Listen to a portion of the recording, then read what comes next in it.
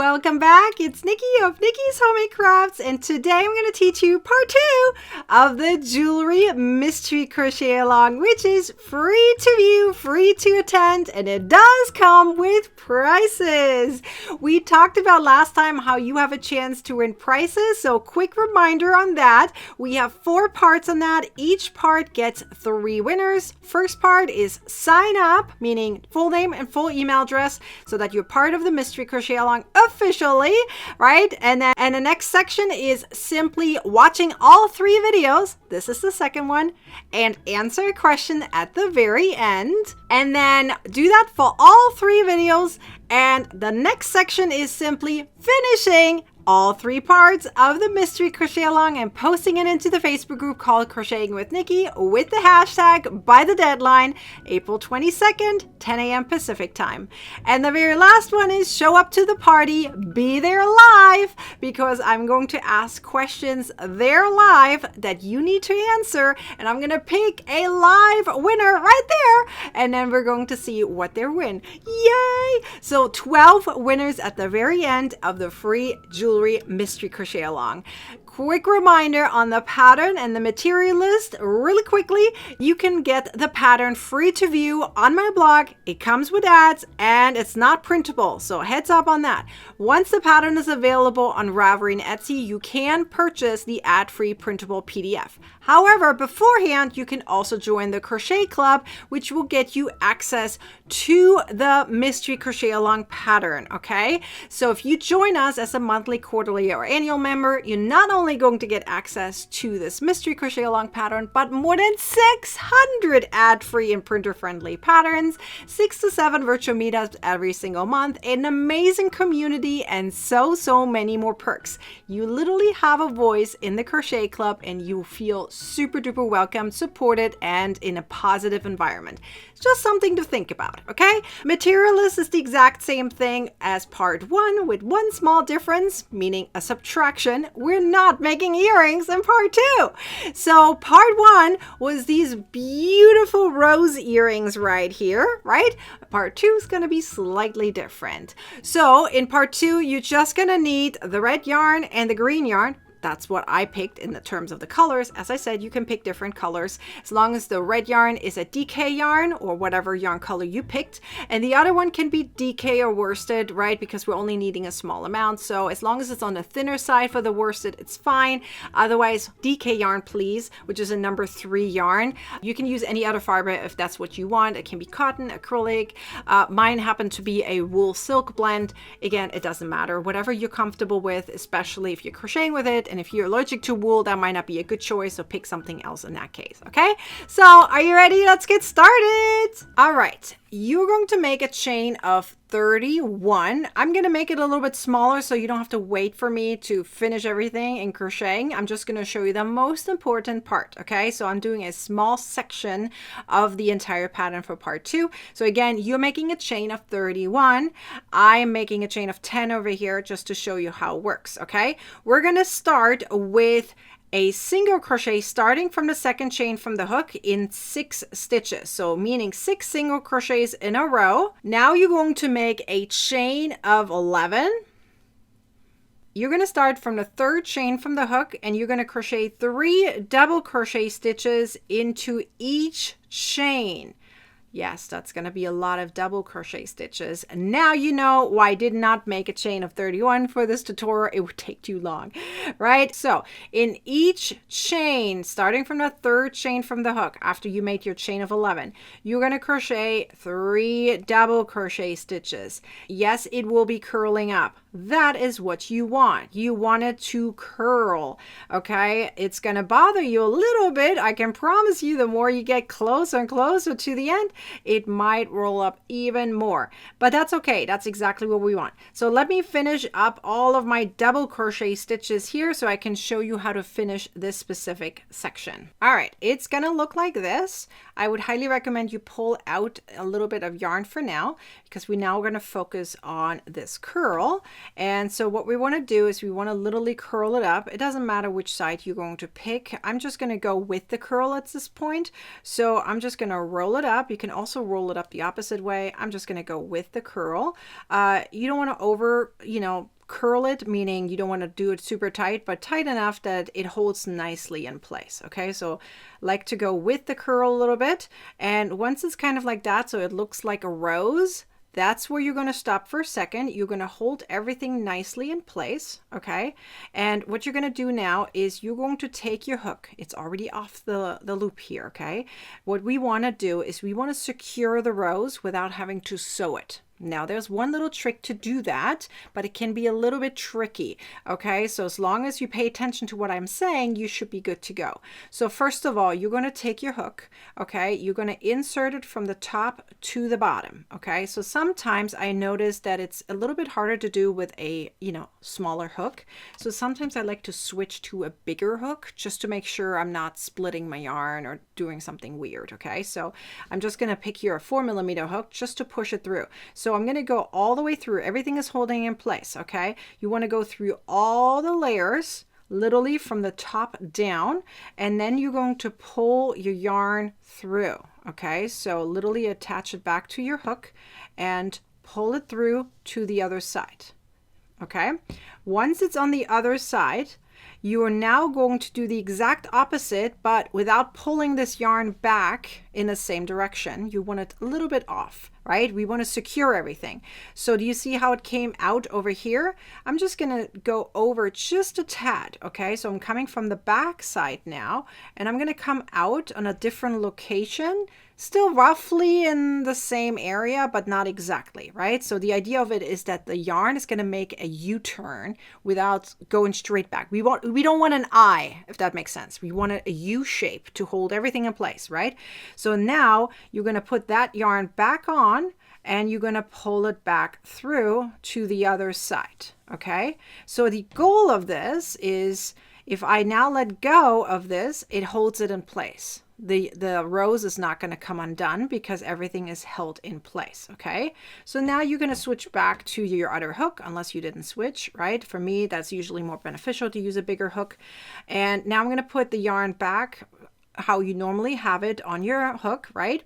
And you're going to make a slip stitch to the same stitch that you did the last single crochet stitch, just to make sure everything is nice in place, okay? That's literally just to secure it. So make sure your loop is not super duper big, and then secure it in that, same single crochet stitch. And now your rose is going to hang right there. We're going to secure it a little bit more later so it doesn't bobble around, okay?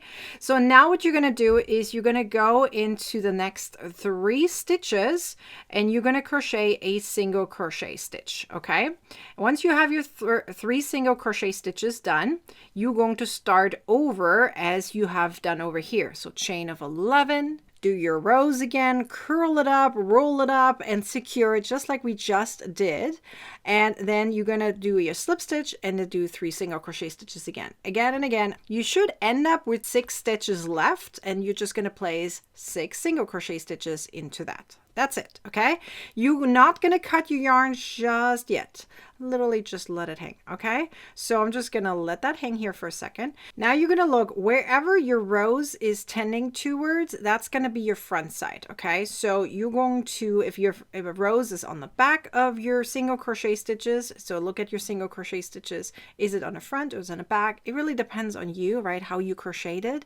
Sometimes it tends to go towards the back, sometimes more to the front. So for me, for this one, it's hanging towards the front. So what that means is you're going to start on the side so you're facing the rose, okay? So however it is, you want to face the rose here.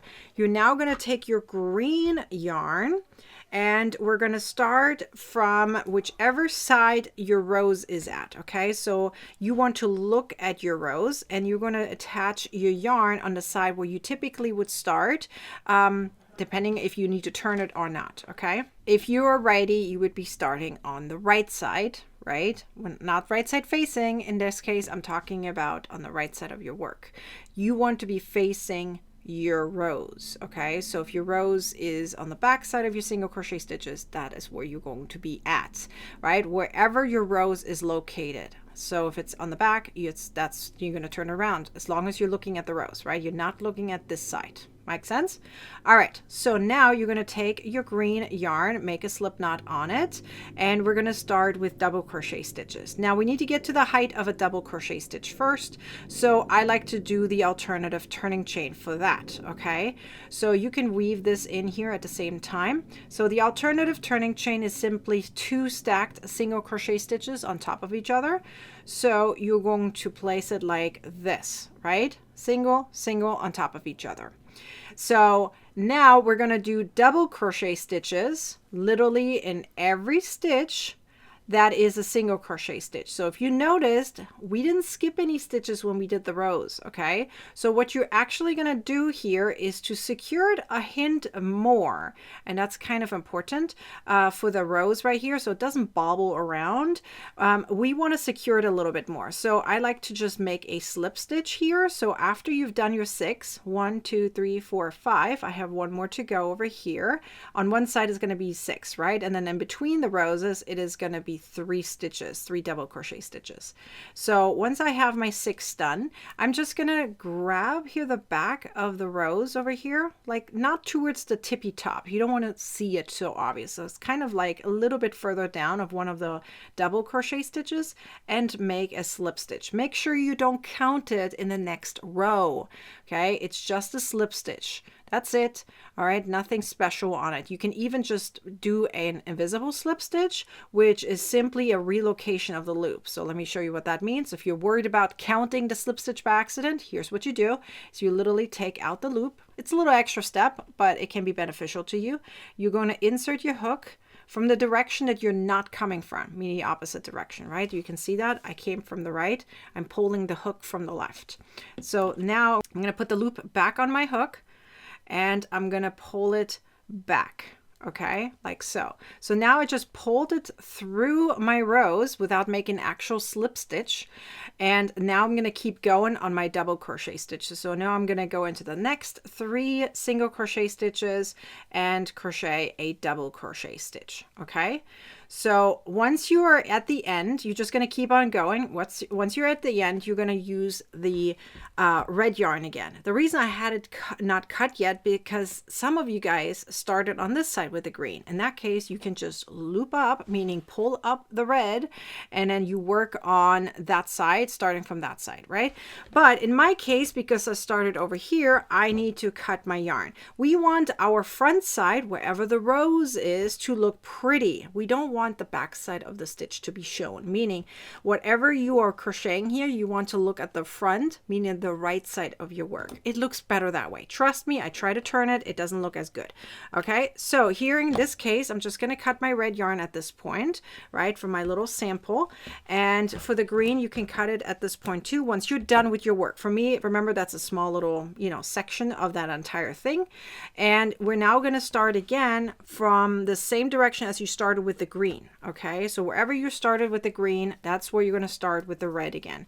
And all you're going to do is you make a slip knot, and you're going to crochet single crochet stitches literally on top. We're trying to make it even here. Okay, so from top and bottom, we wanted to make it even.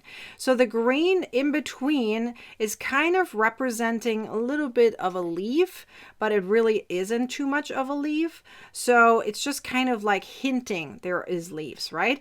So remember, if you did the regular slip stitch over here, don't go into it, skip it. If you did the invisible one like I did, there's no stitch over there, so you should be good to go. You're just going to go into the next one and going to crochet, 1 single crochet on top of all the double crochet stitches. We didn't add any stitches to it, we literally just kept going. Now this is how it's going to look like. Okay, now you're going to have an option right here. So let me show you how the full thing is going to look like.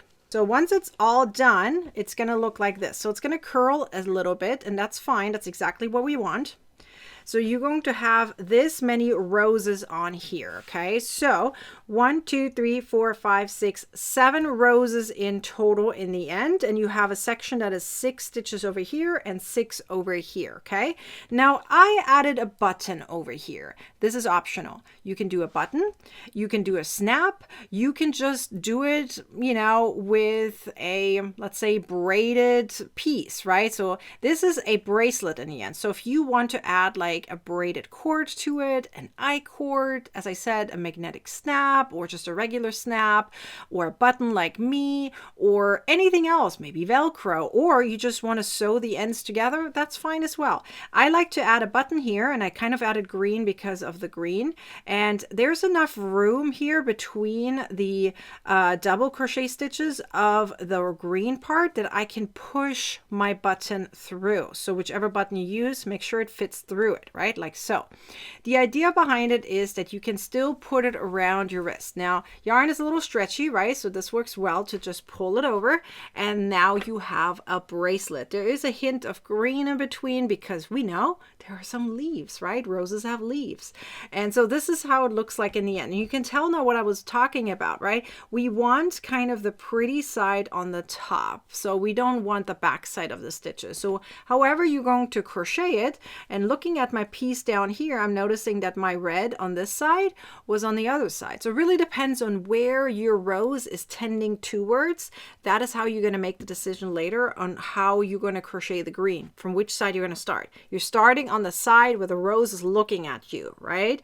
That is how you're going to start on the green, so you can secure it with the rose so it doesn't bobble back and forth. And then you're going to do the same thing on the last red row. Is you're just going to crochet one single crochet stitch per stitch on the right side facing, meaning where the roses are, right? So this is going to be a cute little bracelet. By the way, I noticed when I was wearing it, I was like, ooh, this is actually nice. It, first of all, it gives you a cushion. It's a nice cushion. So if you do a lot of, work on your computer and stuff, this is a nice cushion. You don't need an extra cushion, actually. I have to say, it's kind of nice.